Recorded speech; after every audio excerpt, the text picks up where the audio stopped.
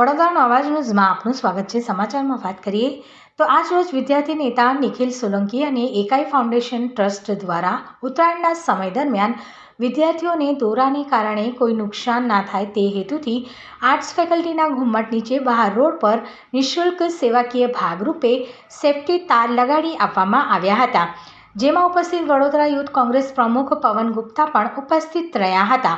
તેઓએ પણ વિદ્યાર્થીઓના બાઇકોને સેફટી તાર લગાવ્યા હતા।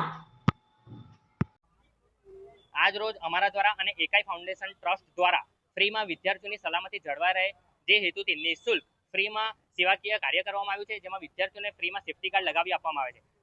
આપણે જોયું હશે કે સમાચારમાં ઘણી વખત જાણવા મળે છે કે દોરાને કારણે વિદ્યાર્થીઓને ઘણી બધી જાનહાનિ થવાની સંભાવના રહે છે। ગયા વર્ષે એક વિદ્યાર્થીનીને દોરો આવી જવાને કારણે મોત નીપજ્યું હતું। જે આવા બનાવ ના બને અને વિદ્યાર્થીઓની સલામતી જળવાઈ રહે તે હેતુથી એકાઈ ફાઉન્ડેશન દ્વારા આજે વિદ્યાર્થીઓને 200 થી 300 જેટલા વિદ્યાર્થીઓને ફ્રીમાં સેફટી તારનું વિતરણ કરવામાં આવ્યું છે।